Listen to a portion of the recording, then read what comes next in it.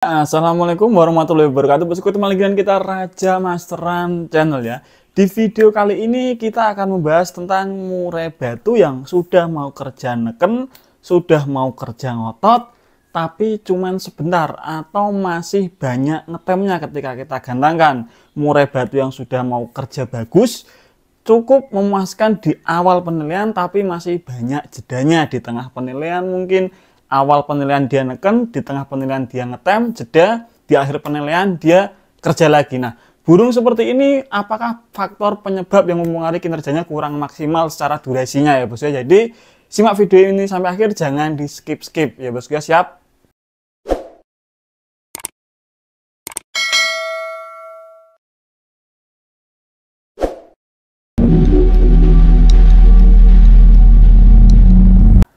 Saat kita melombakan burung murai batu kita, terkadang kita itu di PHP bos ya.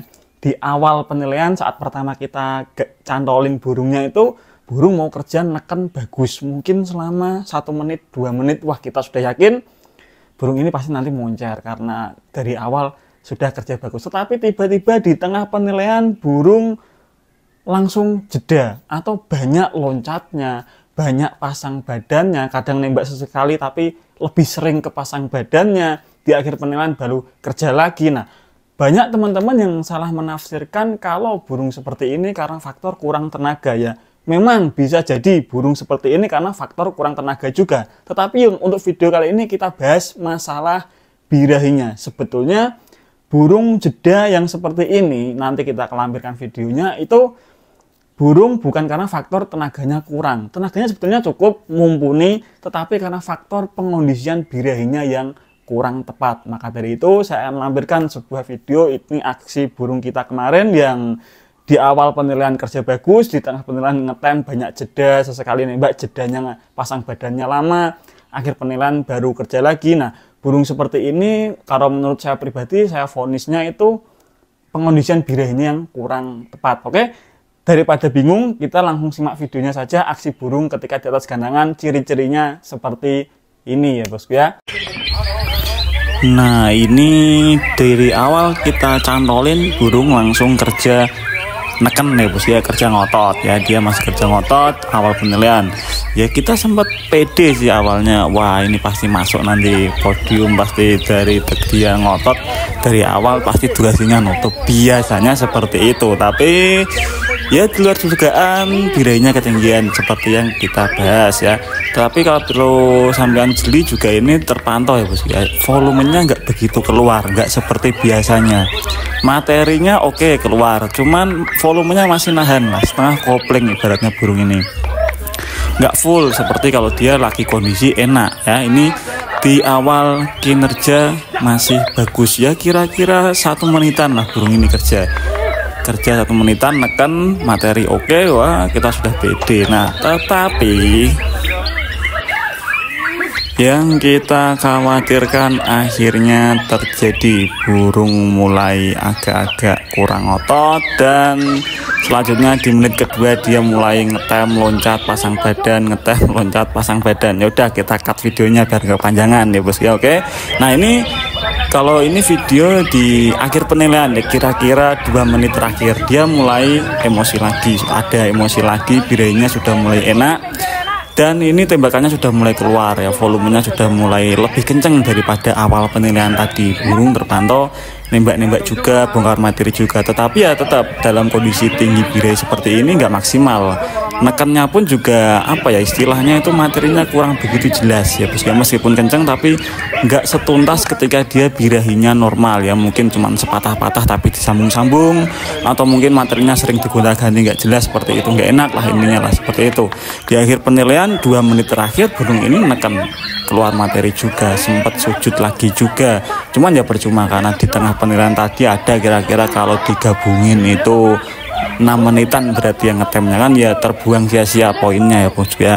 Apalagi lawannya bagus-bagus, jadi kita tetap nggak dapat apa-apa, akhirnya zong juga. Nah, ini perlu dicermati ketika burung karakter tarungnya di atas itu seperti ini. Kalau masalah birahi ketinggian bisa seperti ini, masalah kurang tenaga juga bisa, tetapi kalau kurang tenaga nanti beda kasus dan ciri-cirinya pun berbeda ya, bisa jadi cermati. Intinya kalau birahinya ketinggian itu agak nahan lah volumenya, itu paling gampang. Terus kalau misal dia main di sesi kedua itu sudah mau jalan, main sesi berikutnya sudah lebih enak biasanya daripada saat sesi pertama tadi, karena kondisi birahi masih terlalu tinggi gitu. Ini di akhir-akhir penilaian birahinya sudah mulai enak, sudah mulai reda, dia mulai neken, sudah mulai normal seperti biasa ya. Kalau burung ini normal ya seperti ini tarungnya ya bos ya. Jadi dia itu sujud sambil apa ya, kalau istilah saya itu rebahan ya, satu titik di pojok itu terus nembak terus lah, seperti itu sampai akhir seperti itu ya. Paling kira-kira kalau dia normal itu durasi 80% nutup lah, kan itu sudah cukup ya untuk mendapat ajuan juri. Tetapi kalau cuman 30% ya mustahil, apalagi lawannya bagus-bagus ya bos ya. Jadi kita harus legowo ketika burung kita seperti ini, jangan buru-buru emosi, tapi dicermati apa penyebabnya, apa yang salah, apa yang harus dibenahi. Nah seperti itu, ini dicermati bareng-bareng. Birahinya masih tinggi ya, tapi alhamdulillah setelah kedua burung ini mulai enak lagi kerjanya. Oke, beda kasus lagi kalau misal burung kita tadi ngetemnya karena kurang tenaga, karena burung tenaganya nggak mumpuni untuk tarung full durasi. Tetapi kasus burung saya kemarin itu ngetemnya ciri-cirinya seperti tadi, itu karena faktor pengondisian birahinya kurang tepat. Kenapa saya bilang karena birahinya saja, bukan karena faktor tenaganya? Buktinya burung ini setelah saya naikkan lagi di sesi keduanya dia tarung tampil maksimal, neken dari awal sampai akhir, karena kondisi birahinya sudah sedikit mereda, sudah sedikit turun. Sesi pertama tadi kan birahinya melonjak, sesi kedua birahinya sudah agak reda, tarungnya pun lebih enak. Beda kasus kalau burung kita itu tadi ngetem banyak jeda karena faktor tenaga, di sesi kedua pasti dipastikan sering ngetem juga atau bahkan nggak mau tarung lagi. Tapi kalau kasus burung saya kemarin itu di sesi keduanya sudah tarung maksimal, bahkan masuk podium 2 ya bos. Jadi perlu dicermati juga burung-burung ciri-cirinya seperti ini. Padahal burung tersebut burung yang sudah stabil secara prestasi, sudah mapan secara mental, sudah banyak jam terbangnya, intinya seperti itu. Tetapi hal itu juga bisa terjadi kalau pengondisian di lapangan kurang tepat. Di sini saya katakan pengondisian di lapangan kurang tepat karena sebetulnya settingan patennya sudah ketemu burung itu, cuman karena kemarin saya agak lalai, agak terledor saat pengondisian lapangannya. Harusnya burung seperti ini kalau kondisi birahinya terlalu tinggi saat sampai lapangan, kita wajib melakukan beberapa langkah ya bos ya. Yang pertama, kita bisa ablak si burung supaya dia keluar-keluar sedikit, supaya birahinya terbuang. Alhasil ketika di atas gantangan burung mau neken secara bagus karena birahinya sudah nggak ketinggian lagi. Tetapi kan kemarin saya itu gara-gara ngobrol dengan teman, ketemu teman ngobrol lupa tak ablak, ya seperti itulah. Faktor sepele, kurang mengablak burung saja, kurang pengondisian sedikit saja, hasilnya sangat beda jauh ketika tarung di atas gantangan seperti tadi ya bosku ya. Nah karena nggak saya ablak, alhasil burung seperti ini birahinya terlalu tinggi ketika kita naikkan di sesi pertama. Tapi setelah jeda 3 sesian, kita beli tiket lagi, kita naikkan di sesi keduanya, burung ini mau kerja maksimal. Sesi keduanya lebih maksimal lagi. Nah, selain ablak di lapangan, untuk kasus-kasus burung yang gampang birahi seperti ini, itu bisa kita sedikit utak-atik settingan mandi terakhir. Kalau misal burung ini itu settingan mandi terakhirnya kan di H-1 malam ya sebelumnya. Nah, karena kasus kemarin seperti itu, maka minggu depan kita mau coba mandi terakhirnya itu di hari H pagi atau hari H siang juga bisa sebelum berangkat lomba ya bos ya. Karena birahi ini kan remnya pakai mandi, bisa. Nah terus kasus burung seperti ini, kalau memang settingannya itu pakai kroto, usahakan jangan terlalu banyak ya bos ya. Karena kroto itu sifatnya juga cepat banget merangsang birahi burung terus naik. Jadi untuk saran saya, settingan burung-burung seperti ini, kalaupun pakai kroto, boleh pakai kroto, cuman sedikit saja, jangan terlalu banyak. Dan jangan diberikan mepet, bisa di hari H pagi, bisa. Hari H pagi kita kasih jangkrik seperti harian biasa porsinya, terus kita tambah kroto sedikit, boleh. Nanti bisa coba mandi habis dikasih kroto dimandikan, atau mandi di siang hari sebelum berangkat lomba juga bisa. Karena ketika burung kita itu sebetulnya secara tenaga bagus, emosinya bagus, birahinya ketinggian juga seperti itu tadi, hasilnya nggak maksimal lah bos ya. Neken mewah cuman semenit 2 menit, habis itu pasang badan.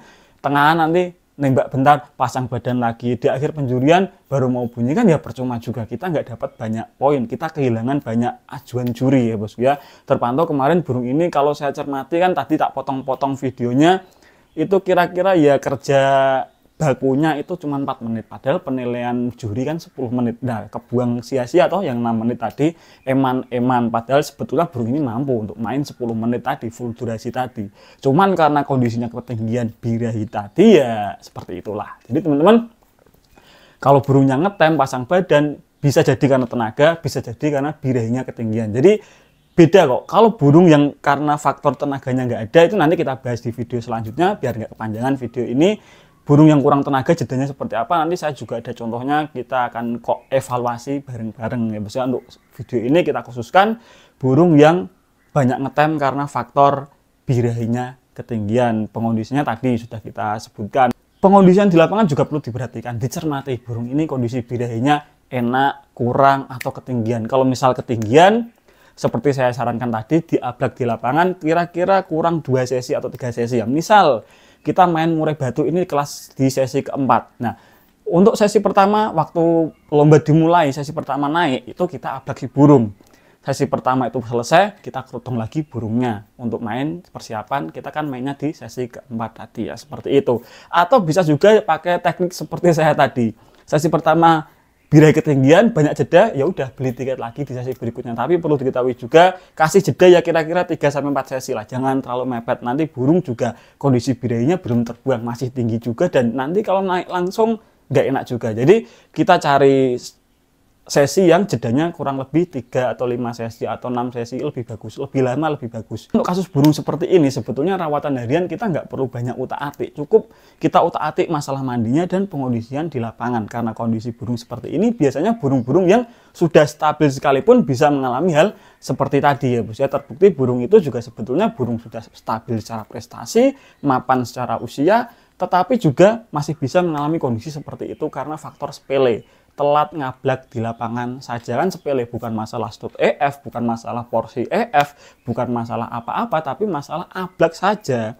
Burung tampilnya berubah drastis, ya bisa dikatakan 70% berubah lah burung itulah. Biasanya nggak seperti itu ya bos ya, terbukti di keduanya lebih mewah taruhnya, tapi kita nggak sempat video karena saya keburu apa ya, panik ya bos ya, emosi ya, apaan ini burung malah taruhnya seperti ini ya. Kita agak kaget juga, loh kok bisa seperti ini, malah biasanya kerjanya dia nggak seperti ini. Alhasil di sesi keduanya saya nggak fokus lagi untuk rekam video, tapi masih masuk podium kedua ya, bisa jadi seperti itu. Dicermati juga karena banyak kasus teman-teman salah vonis tadi, dikiranya kalau mentang-mentang ngetem itu pasti burung kecapean, kehabisan tenaga, belum tentu.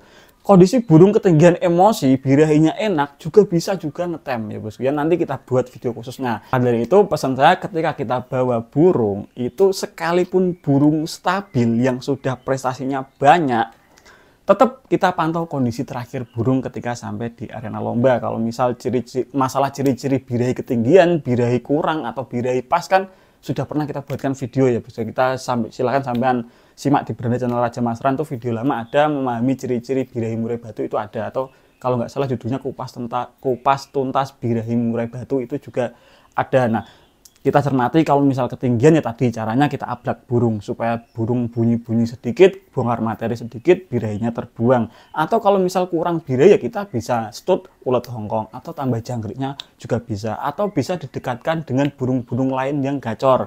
Misalkan kalau di arena lomba kan ada kenari, cak ijo seperti itu. Dekatkan murai batu juga bisa memancing birahinya ya bos ya. Nah, kalau misal birahinya sudah pas, ya wes, nggak usah diablak, nggak usah dekatkan burung lain.